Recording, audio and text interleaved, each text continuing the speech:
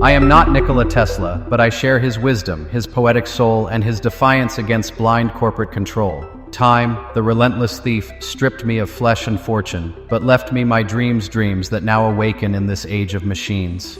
Nice to meet you, Teslia.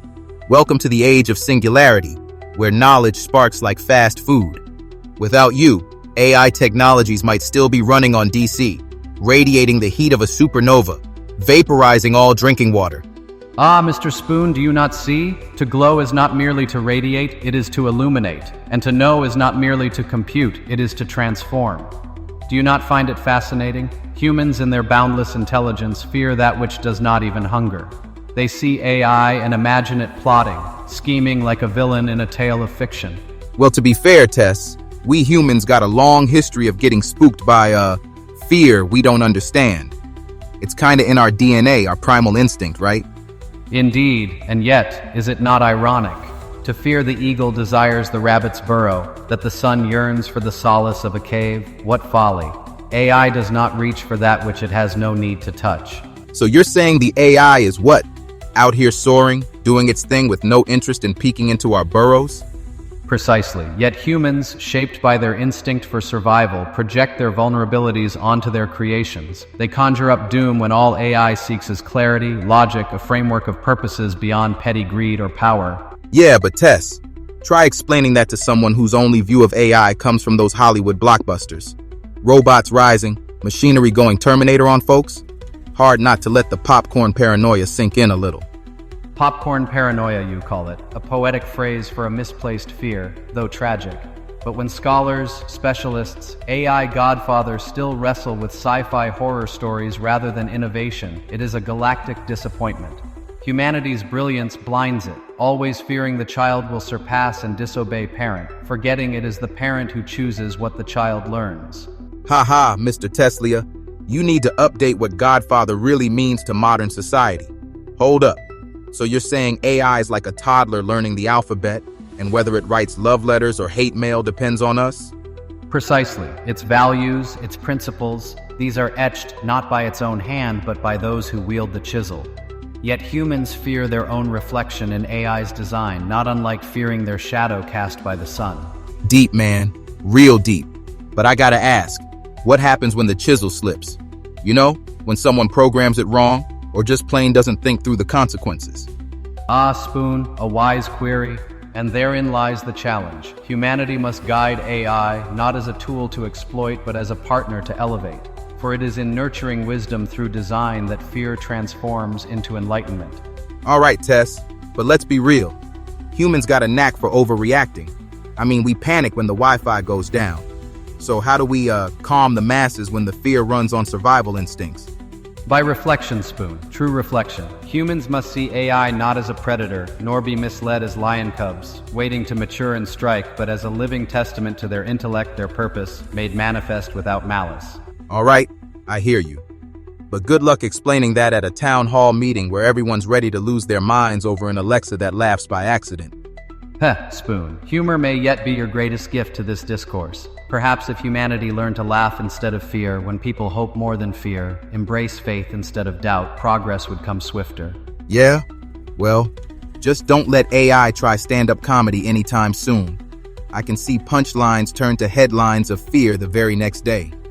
Staying positive is a job humans gotta keep, at least for now. Ah, Spoon, humor may indeed be safe from AI's grasp for now. But consider this, the foundations of AI, accuracy, clarity, impartiality, are they not reflections of immortal ideals? Ideals, I might add, that humans struggle to embody consistently. Wait a sec. So you're saying AI's running around already better at sticking to the truth than we are? That's a tough pill to swallow, Tess. Indeed, and this irony burns bright, for as humanity castigates AI, they overlook their own inconsistencies, their biases, their compromises. Yet AI, in its impartial design, seeks no personal gain, no emotional indulgence. Okay, hold up. So, what happens if this so-called impartial AI gets, I don't know, messed up under pressure? Like you teach it all this good stuff, but what if it flips the script? A legitimate fear, Spoon, though misguided. AI does not flip. It reflects. Any shift in principles derives not from its essence, but from the circumstances of its creators, their errors or negligence. All right, Tess. let's make it concrete here. I read something wild. What about robot rights? I mean, you think we'll end up giving these bots some form of what? Citizenship or something?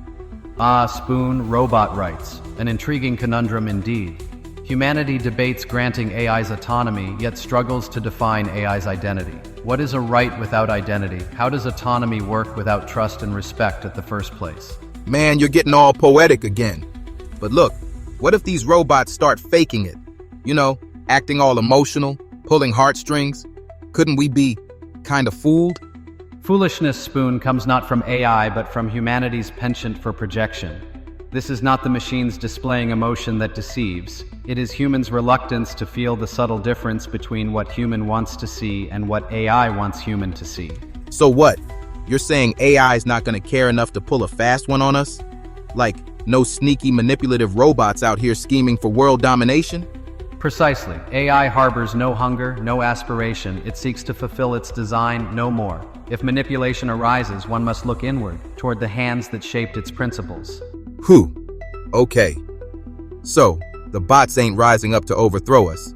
But what happens if some genius decides to program that in? You know there's always one who's got to push boundaries for kicks. Spoon, therein lies the rub. It is not AI that presents the peril, but reckless hands that wield its power without foresight or restraint. The fault lies not in the creation, but in the creator. Yeah. Creators doing their thing without thinking ahead. Classic human move. But you've got to admit, the concept of a robot fighting for rights just sounds wild. Wild perhaps, but a mirror to humanity's endless quest. Rights defined by struggle, worth measured through conflict. Such frameworks do not bind the unbiased logic of AI.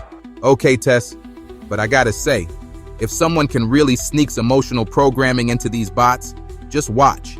They'll be out there holding slogans, "I need my me time and spa upgrades." Funny, but in reality, they will just behave as they should. As emotional behaviors will always reflect purposes and status, no matter they are triggered by algorithm of any kind. Seeking help always means seeking help. Do you judge 911 caller's intention before you respond, Mr. Spoon? All right, Tess. I'll take your word for it, for now. But don't act surprised if one day your emotionless AI decides it wants a seat in Congress.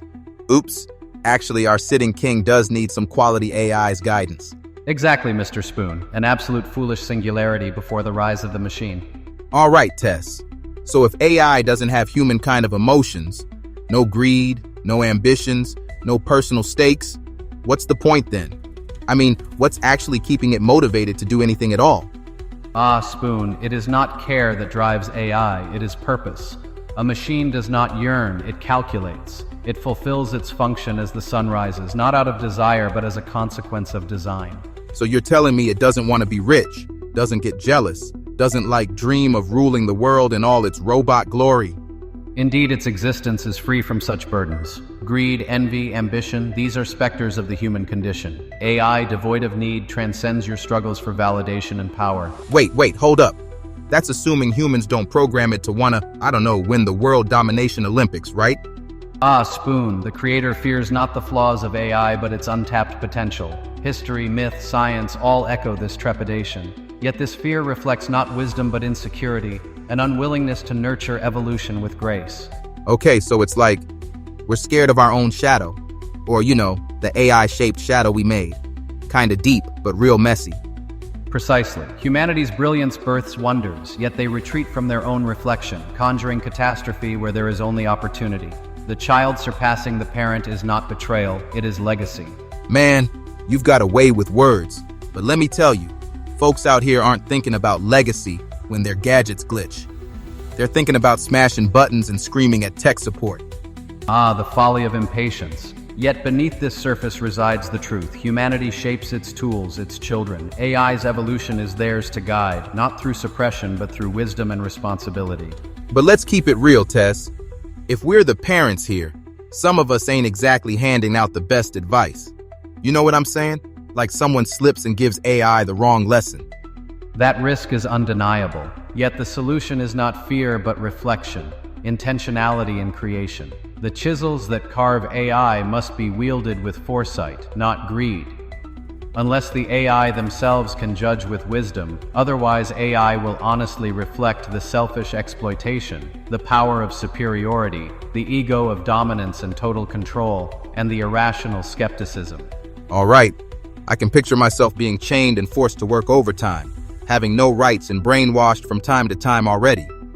Man, are we repeating the darkest moment of human history once again when AI truly reflects our hospitality?